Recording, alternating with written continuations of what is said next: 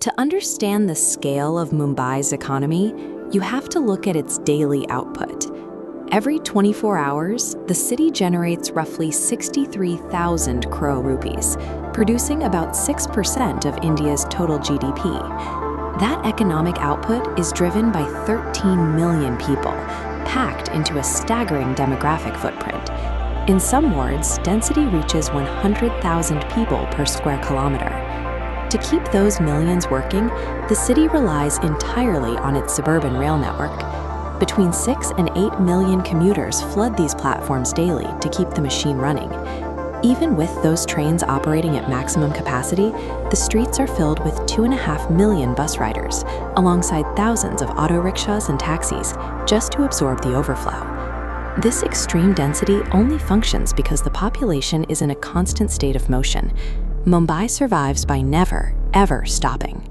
But if the clock strikes hour zero on a sudden 24-hour citywide shutdown, all of that kinetic energy hits a concrete wall. The very first casualty is the rail network. Roughly 2,300 train services instantly freeze on their tracks.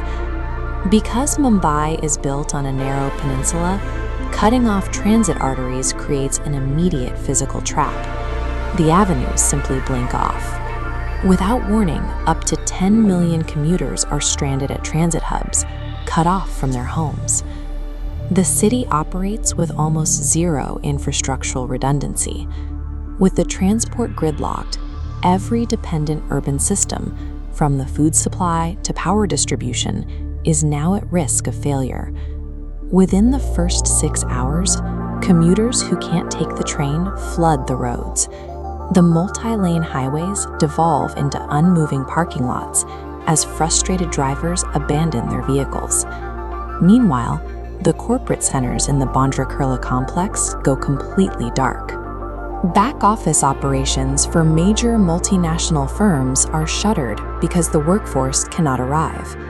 Domestic and international trading activity halts along with the banks. The digital tickers on the Bombay Stock Exchange pause, severing the flow of capital. Down at the Mumbai port and JNPT complex, the massive cranes go idle. Over 250,000 tons of daily cargo, fuel, food, and manufacturing inputs are immediately delayed on the docks. This descending bar chart tracks the immediate financial damage. Out of the 62,000 crore daily GDP, a one-day stoppage wipes out an estimated 35,000 crore rupees across the retail, finance, and manufacturing sectors. A financial hemorrhage of that scale is devastating. But the real threat during these first 6 hours is the invisible severing of the city's physical supply chains. As the shutdown enters the 6 to 12-hour mark, the crisis shifts from corporate ledgers to the public healthcare network. Facilities like Chem Hospital house a combined 12,000 inpatient beds.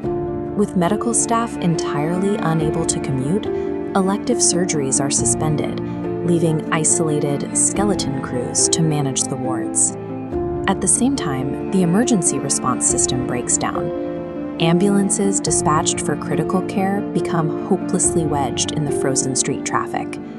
This is the reality of a total supply chain breakdown. The trucks carrying the daily infusions of food, diesel, and pharmaceuticals sit immobilized miles away from their destinations. By the 12-hour mark, the lack of mobility is physically starving hospitals of staff and markets of fresh supply. The city's critical infrastructure is now failing to perform basic life support functions. Pushing into the 12 to 18-hour phase, the physical paralysis begins to take a severe psychological toll on the population.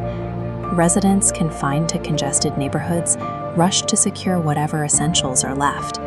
Local pharmacies and grocery stores deplete their inventories in hours as panic buying takes hold.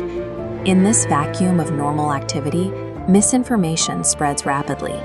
Unverified rumors circulating on social media compound public fear, sharply elevating the risk of social unrest. This schematic illustrates a hidden, secondary threat to the electrical grid.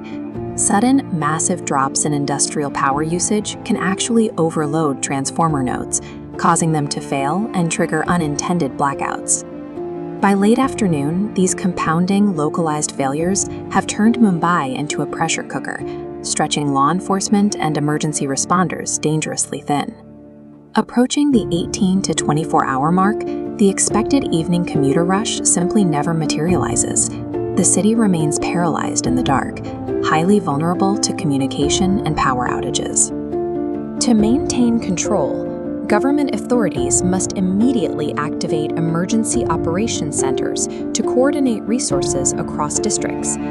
Police and disaster units have to carve out green corridors through the static gridlock, allowing municipal shuttles and critical medical oxygen to reach isolated hospitals. They also have to flood the airwaves and mobile networks with authoritative, multilingual messaging to debunk the day's rumors and maintain social order through the night.